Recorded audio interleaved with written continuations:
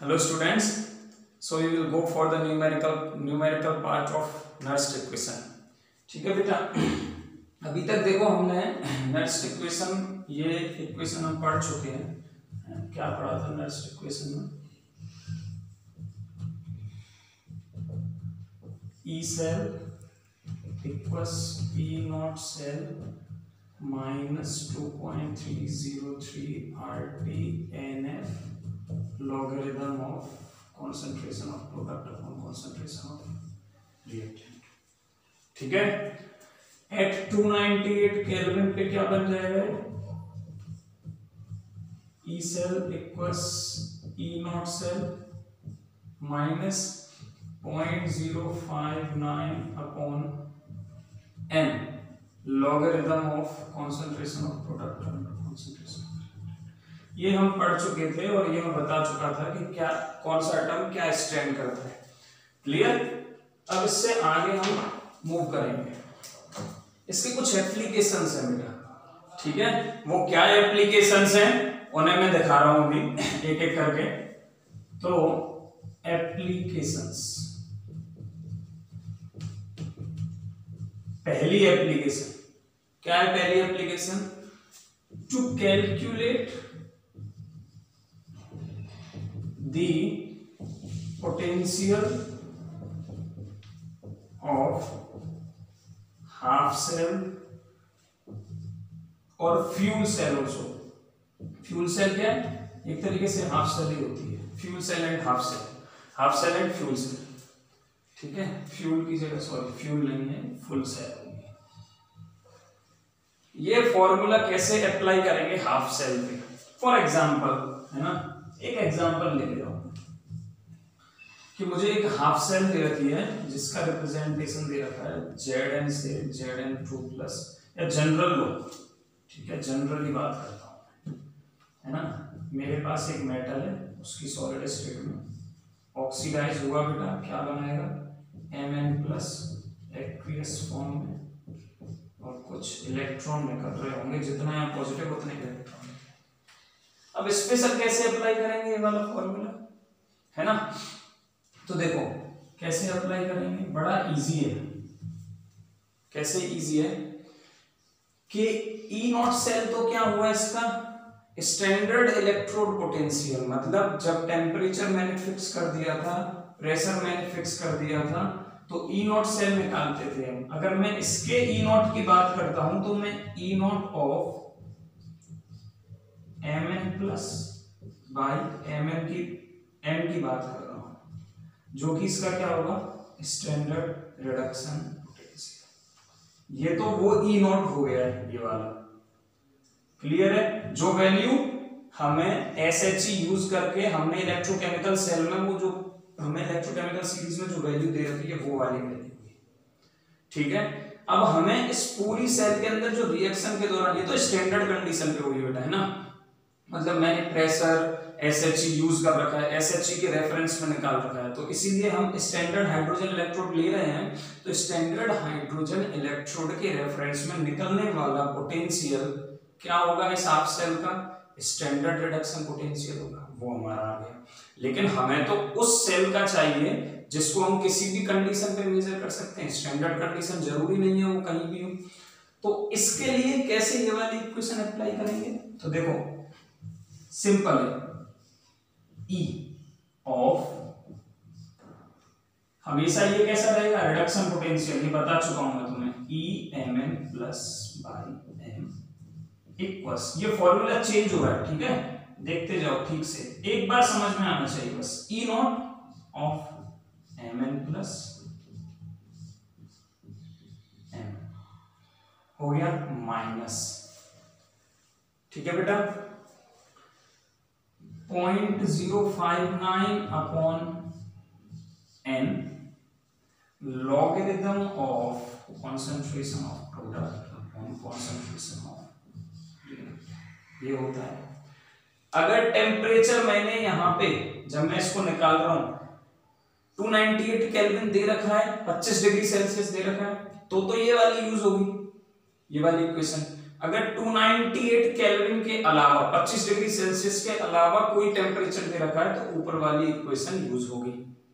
ठीक है, फिर तो मैं टेम्परेचर की वैल्यू रखनी है, फेराडे कांस्टेंट की 96,500 कूलम पर मोल वैल्यू रखनी है, उसके बाद तुम्हें आंसर मिलेगा।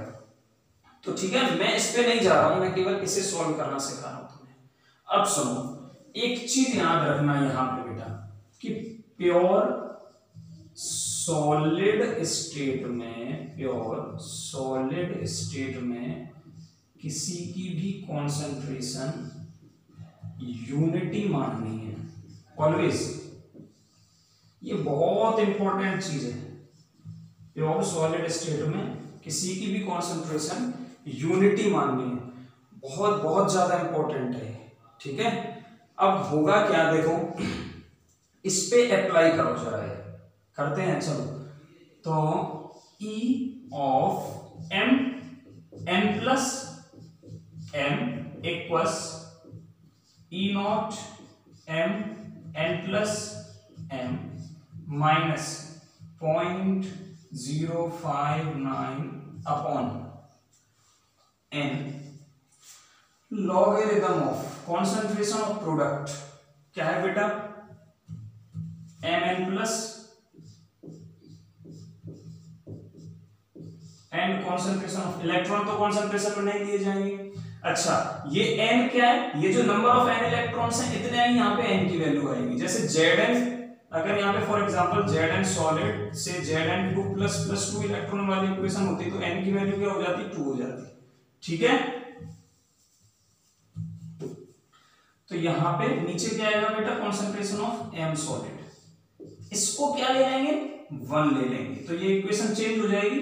क्या हो जाएगा, डायरेक्ट में नीचे वाले डिनोमिनेटर को हटा दे रहा हूं,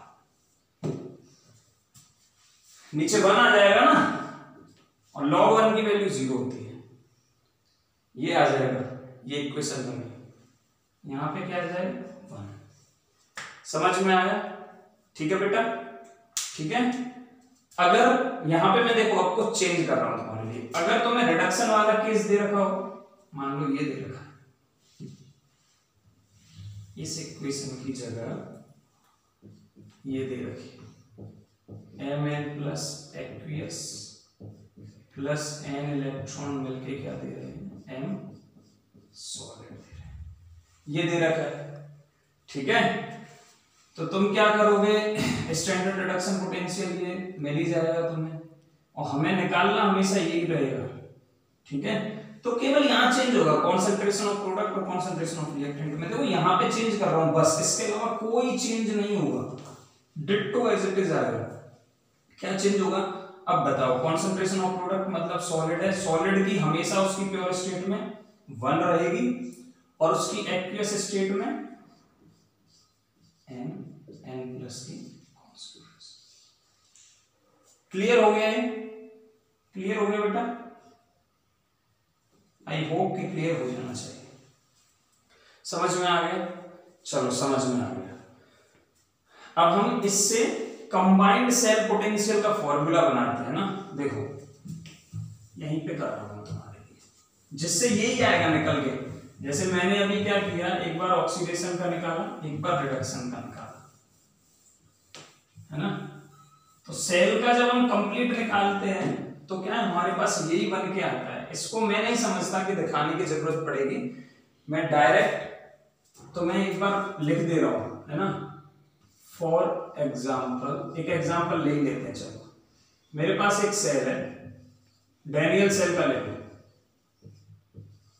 ठीक है, डैनियल सेल क्या होती है, Zn प्लस Cu2 प्लस और Zn2 प्लस Cu सॉलिड, यही तो होती है। हाँ सर, यही होती है। ऑक्सीडेशन में इसमें क्या रिएक्शन हो रही थी, जल्दी बताओ क्या हो रही थी। Zn से Zn2 प्लस 2 इलेक्ट्रॉन बन रहे थे, और रिडक्शन में क्या हो रही थी, रिडक्शन वाले कैथोड पे क्या हो रही थी, एनोड पे तो ऑक्सीडेशन होता है, कैथोड पे Cu2 प्लस 2 इलेक्ट्रॉन मिलके Cu सॉलिड बना रहे थे। हाँ सर, ये बना रहे थे। तो पहले इसके लिए निकाल लो, इसके लिए निकाल लो, इसमें से इसे माइनस कर दो, यही फॉर्मूला बन के आ जाएगा।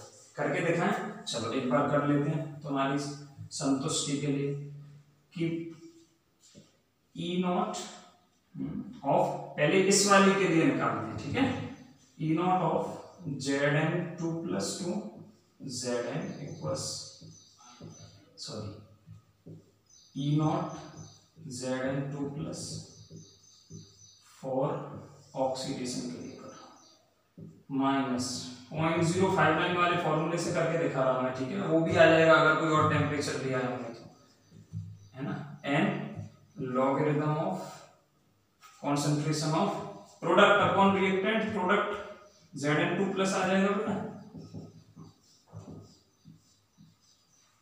और नीचे 1 आएगी, Zn सॉलिड की, ये सॉलिड है तो सॉलिड की क्या होती है, 1 होती है। ऐसे ही रिडक्शन के लिए करते हैं तो क्या बन रहा होगा, EU E of Cu2 + 2Cu equal to E naught in standard state Cu2 + 2Cu minus 0.059 upon n logarithm of concentration of product। इस रिएक्शन की बात कर रहा हूं, क्या है, Cu सॉलिड, सॉलिड की हमेशा प्योर स्टेट में 1, नीचे क्या आ रहा होगा, Cu2+, ठीक है बेटा। चलो इतना समझ में आया। इक्वेशन नंबर 1 दे दो, इक्वेशन नंबर 2 दे दो, माइनस करो, इक्वेशन 2 माइनस इक्वेशन 1, दिख रहा है ना तुमको, क्लियर दिख रहा है ना, ठीक है। ऐसा मेरे को लगा कि थोड़ा मार्कर फेड हो रहा है, हाँ एक और मार्कर है अपने पास। इक्वेशन 2 माइनस इक्वेशन 1, तो हमें क्या मिलेगा, कैथोड में से एनोड को माइनस करते हैं तो हमेशा ई सेल मिलता है बेटा, है ना, तो ई सेल कितना आ रहा होगा, ई of Cu2 of Cu minus E of Zn2 अपॉन Zn, ये तो LHS में से LHS माइनस हुआ, अब RHS में से RHS कर दो, E naught of Cu2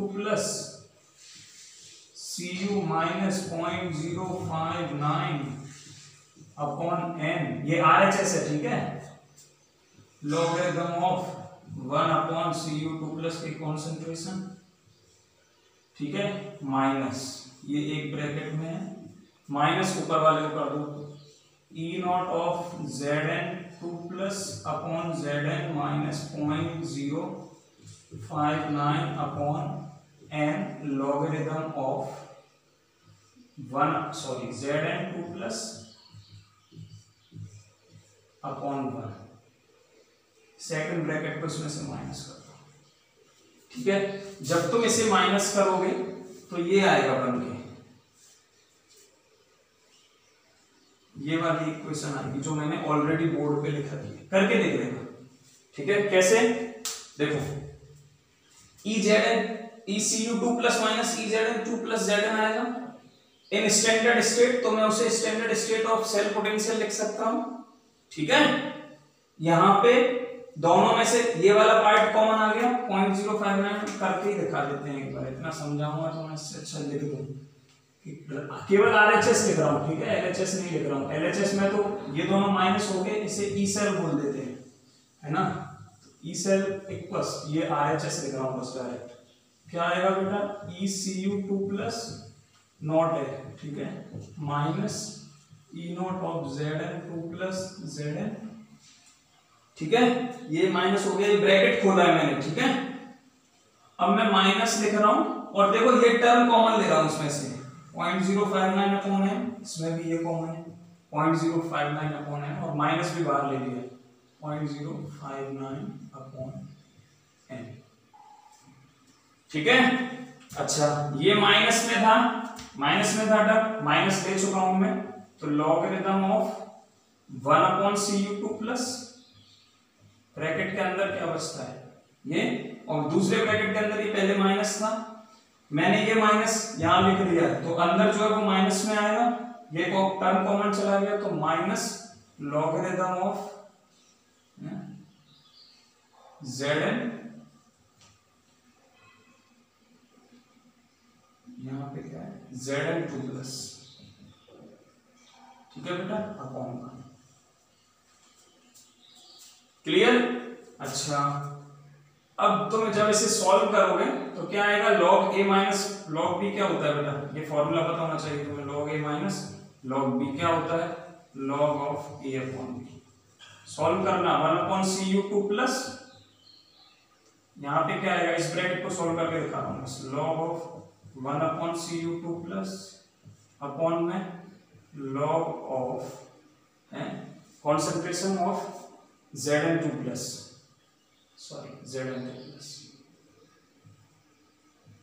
Zn2 plus नीचे है, मल्टीप्लाई होगा, क्रॉस मल्टीप्लाई, ठीक है। और ये ब्रैकेट यहाँ पे माइनस है, क्लियर, तो ये ऊपर जाएगा क्रॉस मल्टीप्लाई होके, और हमें क्या मिलेगा, जो मुझे रिजल्टेंट मिलेगा, मेरे पास स्पेस नहीं है, मैं डायरेक्ट कर रहा हूँ, ठीक है। तुम इसे अच्छे से सॉल्व करना एक बार, यही निकल के आएगा और रिजल्टेंट आएगा। मैं चेंज कर रहा हूं यहाँ पे, log ऑफ डायरेक्ट लिख रहा हूं, जो हमें सेल के लिए मिलता है, concentration of Zn2 plus upon concentration of Cn2 plus,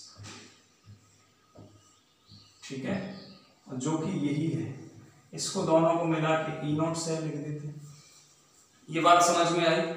चलो अब एक चीज बताता हूं मैं तुम्हें, कभी भी तुमसे ऐसे नहीं करवाएगा एग्जाम में, डायरेक्ट एक बार मैंने दिखाया खाली तुम्हें, डायरेक्ट तुम्हें क्या करना है, यही फॉर्मूला हमेशा यूज करना है 298 केल्विन पे, और 298 ना हो तो -2.303 RT upon n log of product upon log of reactant. Clear हुआ। एक तो हमने हाफ सेल का निकाल के देखा, फुल सेल का पोटेंशियल हम नेक्स्ट इक्वेशन से निकाल पा रहे हैं। अच्छा, दूसरा एक तो ये एप्लीकेशन हो गया, इसके बाद हम और क्या निकाल सकते हैं, दिखा।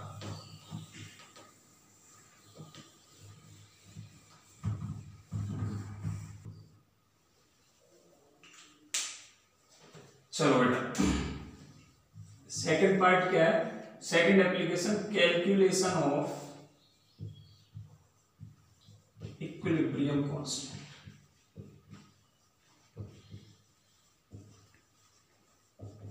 कहीं कहीं इसे के इक्विलिब्रियम बोला जाता है और कहीं कहीं इसे के सी बोला जाता है, ठीक है, कंफ्यूज नहीं होना है, दोनों एक ही चीज है। एट 298 केल्विन, या ऐसे बोलता हूं बेटा, एट इक्विलिब्रियम, 298 केल्विन नहीं, एट इक्विलिब्रियम, ठीक है। इक्विलिब्रियम पे मैं एक बार बता चुका हूं तुम्हें कि रिएक्शन कोसेंट और के सी मतलब के इक्विलिब्रियम इक्वल हो जाते हैं, है ना। तो क्या मैं नेक्स्ट इक्वेशन के अंदर, जो कि ये थी, E cell equals E naught cell minus 2.303 RT upon NF logarithm of, अच्छा यहाँ पे 2.303 ना लिख के इसको मिटा दूं तो यहाँ ln हो जाएगा, ठीक है, नेचुरल लॉग कर लिख सकता हूं मैं।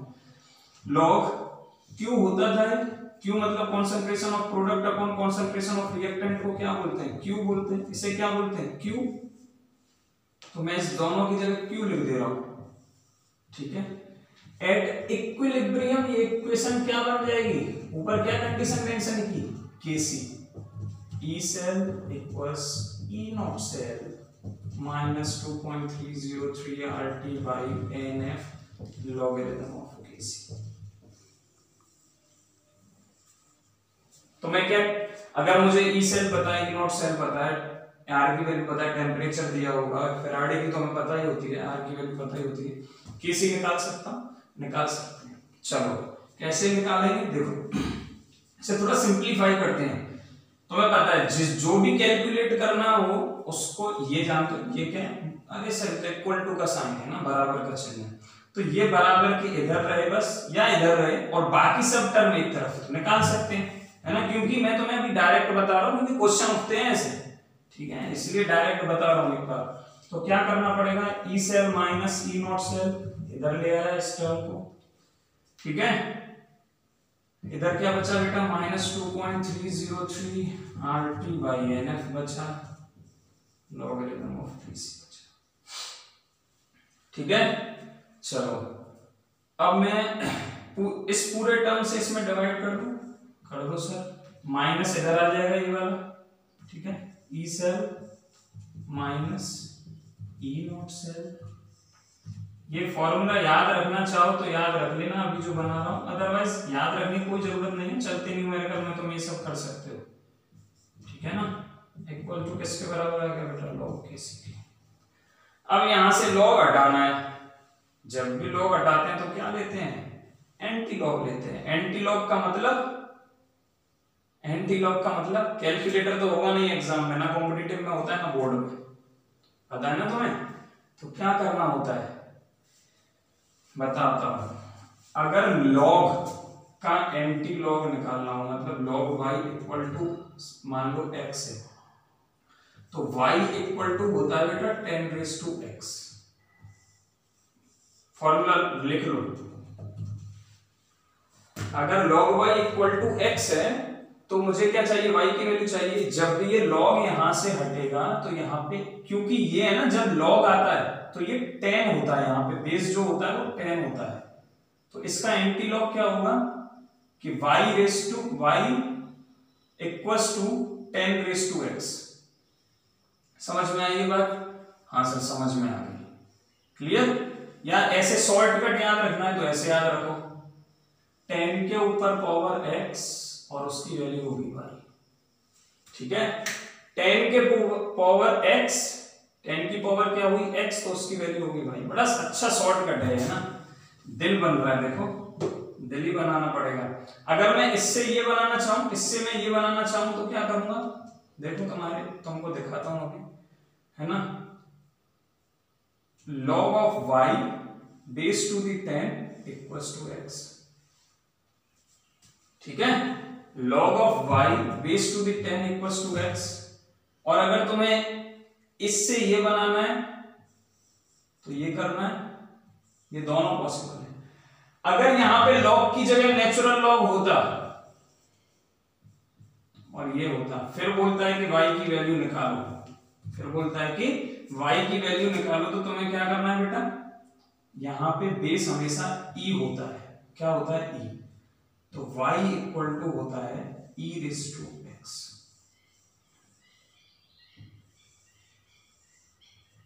है ना। बड़ा अच्छा शॉर्टकट है,